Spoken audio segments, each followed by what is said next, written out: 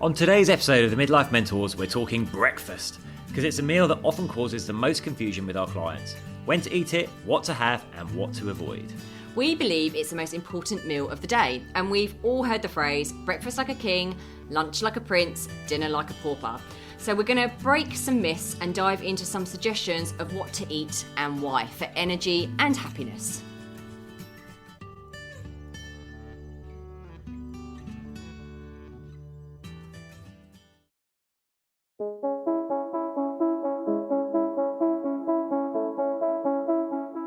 Hi, I'm James Davis. And I'm Claire Davis. We're the Midlife Mentors, here to lift the lid on how to achieve health and happiness. The balanced, no-nonsense way.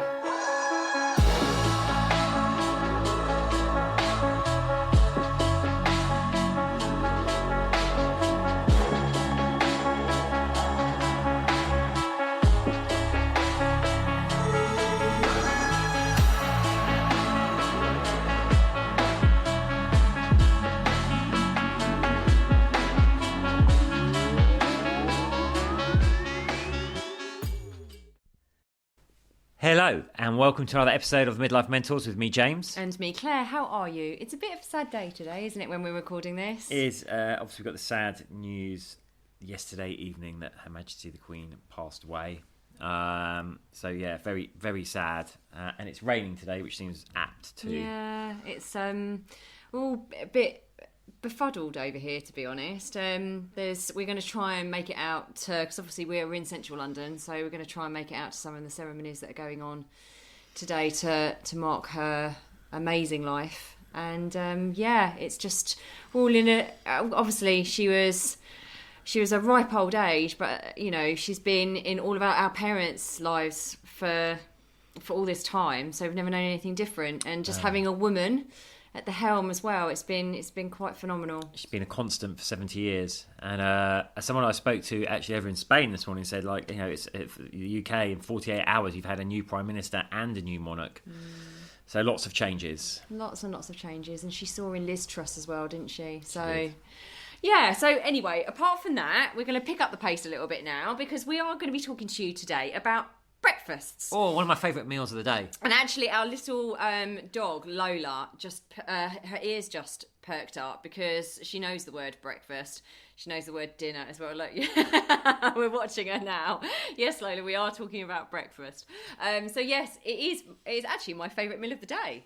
It is, though we often have exactly the same thing every day, don't we? But I do like to mix it up at the weekends. I don't. I'm a real creature of habit, / I'm really boring. But it is a vital meal. It's arguably the most important meal of the day, I would say. Well, they do say breakfast like a king, lunch like a prince, and dinner like a pauper. So that's why, because our breakfast sets us up for the day and gives us energy. So we wanted to talk about this because there's often quite a lot of confusion around breakfast. It's quite interesting. If we go back historically, breakfast tended to be a meal that was taken from leftovers. So it tends to be like, we think of it now actually in inverted commas in quite bad terms. There's quite a lot of meat content, bread, stuff like that.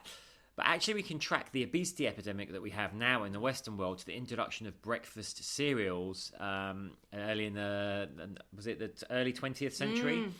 And basically the thinking behind this is the breakfast cereals are high in sugar, which spikes your insulin. And of course, what you first eat in the day sets your insulin bandwidth for the rest of the day.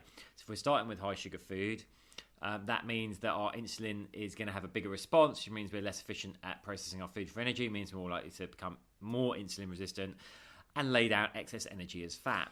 And then the generations that came before us, like James was saying, they would have meat and bread and things like that. I suppose quite a higher fat content and a higher carbohydrate content.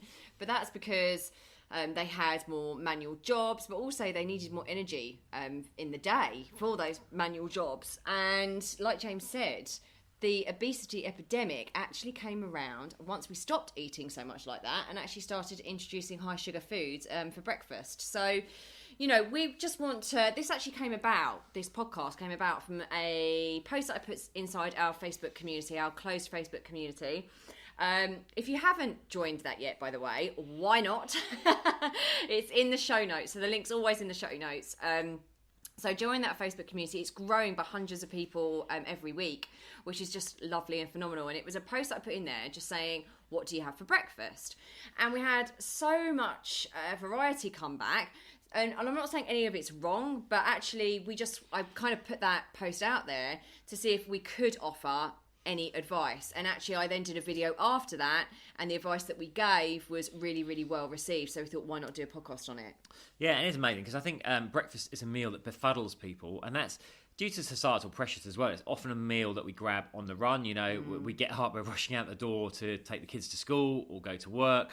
And it tends to be a slice of toast, which is generally like really processed bread, or a bowl of cereal high in sugar, or maybe even I did actually see last week. I've got laughers. There was a guy in our gym, and he was walking on the treadmill while he had his coffee. Right, that's nothing wrong with that. But he was eating a chocolate croissant while he was walking on the treadmill. So it's just a wow for me. It's just a wow. That is an absolute wow. I mean, a chocolate croissant is a good treat every now and again, but it's not an ideal thing to start your day with, and probably not while you're walking on the treadmill. But these are the things we do. We try to grab stuff that's fast and convenient. Of course, through the 80s and 90s, we had increasingly sugary cereals, particularly bad for kids. You got your different kind of Cocoa Pops, Frosted Rice Krispies, Frosties, Captain Crunchy Nut Cornflakes. They were my favourite. The old Pop-Tarts came along. Oh, Pop-Tarts. I know, and also, what also was introduced in the... I used to love a Pop-Tart. Kind of like 90s, obviously, was the 90s. I don't know why you're saying it looking at me like that. You're such a child. And anyway, yes, when I first started work, I would just have a latte. And it was that introduction of things like Starbucks and Costa Coffee and things like that, with their sugary syrups and things. So I would have listen to this, I would have a sugar-free hazelnut soya wet latte. I mean, without the froth on top as well. So it was, that was my breakfast. And then when I read some of the comments under that post that I did recently inside our group, some people were saying that that's what they have, like a coffee for breakfast. And I was like, I know how that feels so much, because obviously then I'm spiking my insulin. If you're having a sugary coffee, you're spiking your insulin response, then it's coming down again. Then by lunch, you're kind of what we call hangry, which is hungry and angry, because your sugar levels aren't stabilised, and then you tend to overeat. So there's so much research. One of our first points is, do make sure you're having it, because there is so much research out there that now has looked at people's behaviour, people that do eat breakfast, people that don't. The people that don't eat breakfast typically ends up eating more calories for the rest of the day than those that do have breakfast. Yeah, exactly that. While we're on that, related to it, is like people often ask, like, what kind of window should I leave overnight with fasting before eating breakfast? And that is the general consensus is around 14 hours. Why is that? Because our gut biomes work on their own circadian rhythm of around 14 hours. So for kind of mood and your neurotransmitter health, if you'd like, it's a 14-hour window for your gut biomes. If you're looking to manage your body fat, your weight down, then 14 hours is good. But obviously it doesn't work for everyone all the time. So just try and make it as long as you can.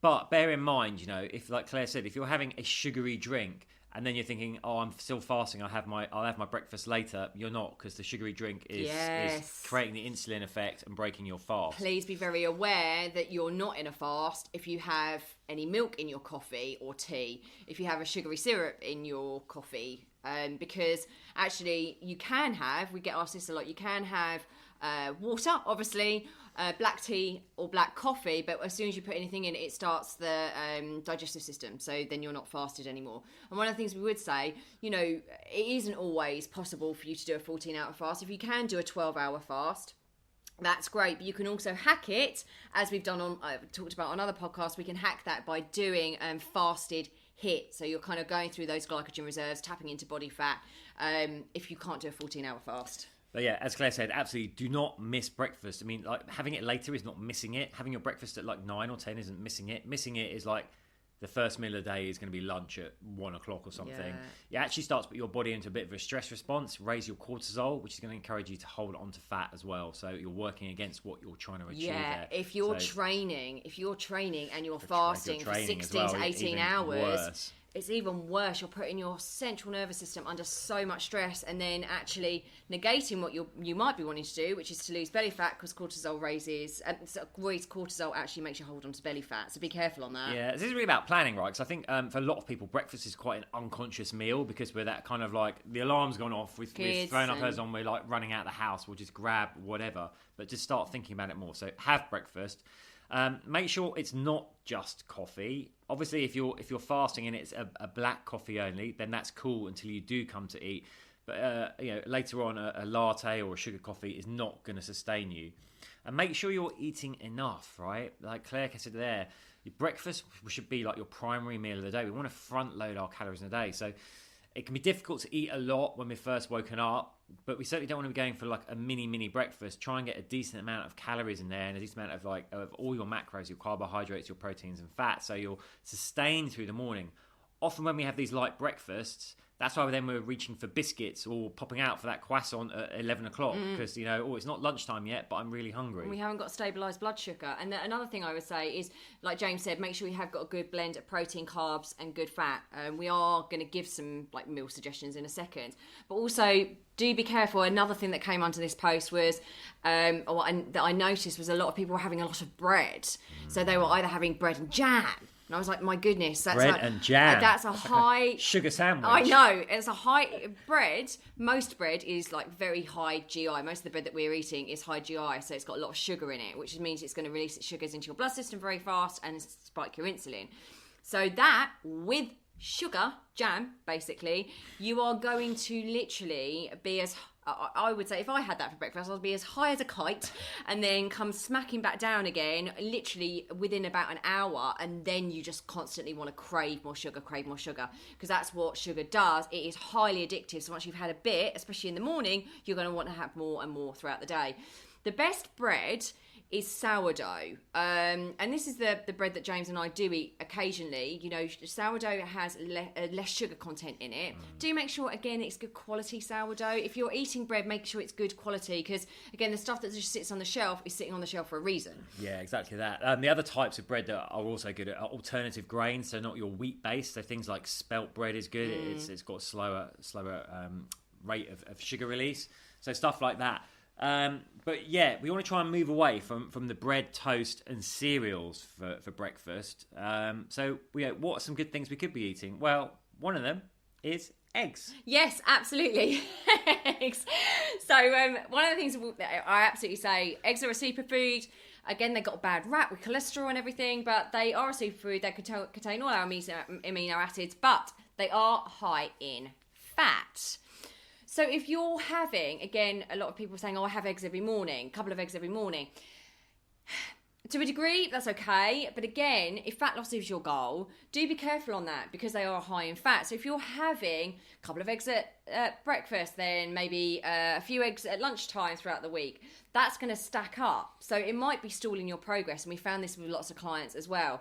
So just be careful. And if you want to bulk out eggs, you can always get egg whites. You can either just take it from the egg, or you can actually get some good quality egg whites in the supermarket now. So if you want to bulk it out without having the egg yolk, because it's the egg yolk that contains all the fat, all the goodness as well, to be honest, but all the fat. So just be careful on eggs, but they are a good thing to have for breakfast. Yeah. Another thing that's nice for breakfast is the avocado, the old green gold. But again, caution with these, right? They are very nutritionally dense, meaning that they pack in a lot of calories, a lot of saturated fat in quite a small amount of volume. So we want to limit our avocado intake to kind of like twice a week maximum, because they are so nutritionally dense. Yeah, I would say a couple of avocados a week maximum. But again, when we speak to clients, we try and say, like, have a quarter.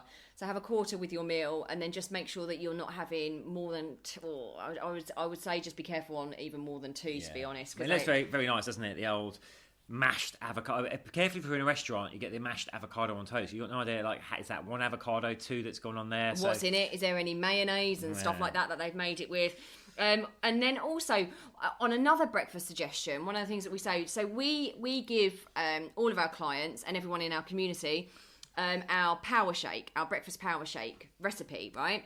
So before we go on, because we're going to talk about protein powders now, we basically have oats, which are slow releasing. They're lower GI, they're slow releasing, but they give you your carbs for the morning for your energy, because carbs are our primary energy source. So we need those in the morning.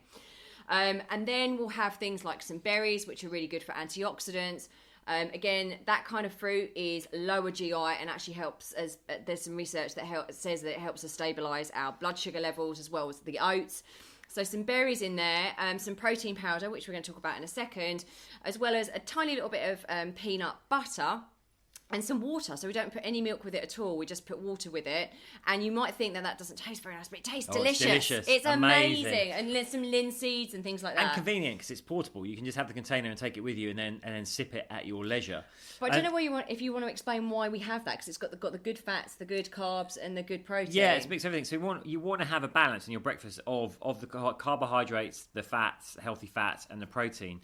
Why is that? We want to load our carbohydrates early in the day because all the research says, if we eat carbohydrates late in the day, we'll put on more weight than if we eat them earlier. So this isn't about going low carb. This is about just having your carbs earlier in the day. Healthy fats and protein will trigger the hormone leptin, which gives the body the I'm full signal. So you're less likely to get those hunger cravings. Also combining like the higher GI, like the berries, with medium GI like oats, with the protein and fats, actually slows the release of the sugars into the body as well. So again, it helps moderate your insulin response. So it's a great way to set you up. People find they have this shake and then they just don't get hungry again until it is actually lunchtime, which is why it's so good. And it's just a great mix of nutrients. It's my favourite meal of the day. Even at the weekends, we have all of our clients, like pictures of them at the weekends in our group, still having the protein shake. And on protein powder, again, there's lots and lots of protein powders out on the market. I'm going to boldly say all the protein shakes that come with the not all of them, a lot of them that come with the multi-level marketing ones like Arbonne and Isogenics, they are higher in sugar than other protein powders. They are. I would avoid those. And way more expensive. So I would go for things like My Protein are the ones we get, but they do good vegan blends. Bulk powders as well. Powders. Good range. Yeah, and that they've got 2 grams of sugar around 2 grams of sugar per 100 grams. Depending on the flavour you go for. Depending on the flavour that you go for. But try, if you can get anything below about 4 grams per 100 grams of sugar, you're doing well with that protein powder. So just really have a look at the ingredients, make sure that it's low sugar. Yeah, do check the label. You get that carbohydrates of which sugars. I mean, if you're looking at 14 or above, or even 12 or above in a protein powder, just forget it. You don't need that sugar in there. It's absolutely unnecessary, completely unnecessary. Another great way to start the day is, of course, yogurt, but specifically like a low-fat, low-sugar. Now, we'll remember when low-fat was all du jour in the 80s, right? It was a thing. And this was like from flawed research, American Heart Foundation. The trouble is, when you take the fat out of something, you take a lot of the flavour out. So when you actually look at low-fat products, a lot of them are actually much higher in sugar than the same product that's a standard fat level. So again, when you're shopping, do check if you've got the standard yogurt and the low fat, just check that the low fat hasn't had its sugar bumped up. So there are brands that are good on this. So the old thick Greek yogurt, I say this right, faggy one, is always good. Fage. And you can get that in a 0, a 2 or a 5% version. So the 2 and the 0 are really good. They're what we tend to get. Because remember, we do want a little bit of fat in our diet. But also, like lots of supermarkets have their own versions of Greek yogurt as well. But just make sure you check that sugar content. And also, talking about the protein powder, if you don't want our shake, then you can actually add protein, because like James said, protein triggers leptin, so it's going to keep you feeling fuller for longer. So if you're just having like a yogurt-based breakfast with some berries in it or some fruit in it and a bit of granola, we'll talk about that in a second, but granola in it, you're not really getting as much protein as you possibly could in there, even with some nuts and seeds. So what we encourage our clients to do if they're not having our protein shake is to have like half a scoop of protein powder on top of their yogurt, mix it all in, and then they're getting extra protein here. Yeah, also makes a great snack during the day. If you get hungry like during the mid-afternoon, this is a great way. It's kind of a lower calorie, high protein. So again, we'll trigger that leptin, give you the I'm full feeling. And we've already talked about not avoiding carbs. Again, like oats are really, really great. But also granola. This is where we see people come a cropper all the time.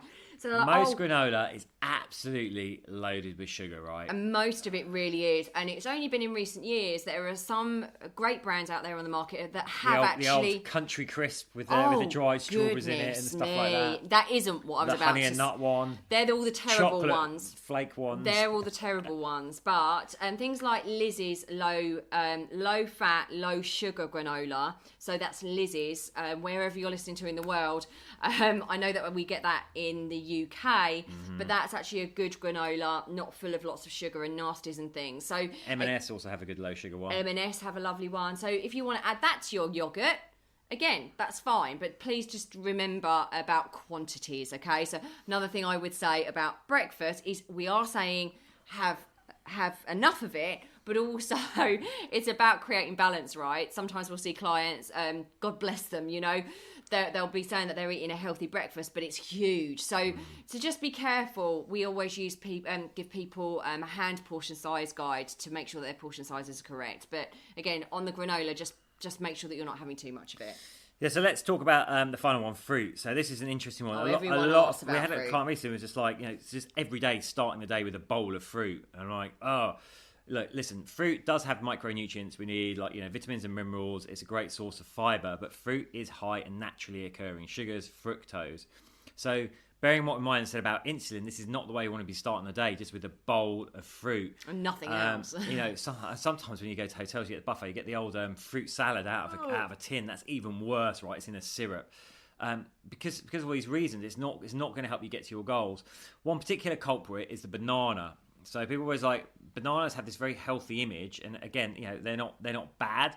But bananas today have way more sugar in than the bananas of 20 years ago. We've bred them to be selectively sweeter, which means they have a higher sugar content than they used to. So I always advise clients to be eating no more than a quarter to a half of banana at most, and not regularly. Like a whole banana is going to pack in like 20-30 grams of sugar sometimes, which is a lot. Stick with berries, people. Stick with berries. So actually, you just reminded me about going into a hotel, right? So actually, that's a good. I just want to give some examples of what we would normally eat when we go into a hotel for breakfast. So actually, caviar. Yeah, James, champagne. James was just saying about the fruit that you see in all the syrups and stuff. Just avoid those like the plague. Again, this is a reconditioning of your mind. Oh, it's fruit. It's obviously going to be healthy. No, because it's full of sugar. So actually, something that James and I would go for is a couple of eggs. Be careful on scrambled egg, because again, in hotels they'll put lots of cream and butter and stuff like that in it. So we'd get poached eggs if we can. And if there is sourdough bread, they're great. I would probably avoid all the kind of white bread and all that sort of stuff, because I know it's going to spike my insulin. So I'll probably have eggs and some lean bacon or ham if it's there. And actually, if there aren't any helpful carbs, like oats and things, I would probably just avoid that altogether. But I'm certainly not going to have a massive slice of white bread. No. Or, you know, go for the cooked option, because there's sometimes, you know, going for, if you can see some like lean bacon there to go with your eggs, that can be better than filling up with the cereals and things. Yeah, absolutely. So just it's a re-education of that whole cereal and muesli and all that sort of stuff. Actually, what you're wanting to do is eat things like eggs and ham or fish for breakfast at a buffet like that, because it's going to trigger the leptin, which is your I'm full hormone, and keep you feeling fuller for longer. You just want to avoid all that sugary stuff.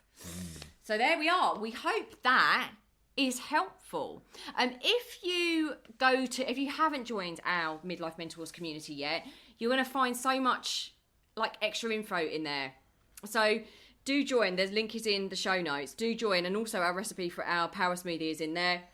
And we just also want to tell you that we have our 4-day, our phenomenal, so excited about this 4-day mini course starting again on the 19th of September, Monday the 19th of September. This has got incredible results and a wonderful response from the 2 other times we've run this already. Like, it's life-changing. I don't say that lightly. We say that with confidence, because the amount of people that have written to us and shown us the results that they've got just from coming on this free 4-day mini course. And it's all around optimizing hormone health and hacking our metabolism. So it's perfect for us people 40s, 50s and beyond, to really get an understanding of what's going on with our body and start learning strategies, lifestyle strategies that are going to make a massive difference to our body, our mind and our soul, like anxiety, you know, weight gain, all these things that start becoming such a challenge at this time of life. And we can't wait to do this one again. We've got loads of people already signed up to it. Yeah, link will be in the show notes, so do sign up. It's going to be running live. Listen, it's going to be early in the morning, 7:30, but they're short. But don't worry, the videos stay there all day. So I've had people going, oh, well, I won't make that. It doesn't matter. The videos will stay there all day. The lessons stay there all day. We're going to send out materials to you as well via email. Yeah, make sure you sign up. You'll learn loads. Like Claire said, clients have got amazing results just off the back of these 4 days. And we're so excited to be running it again. Anyway, we are sending you so much love, and thanks for being here. Bye. Bye.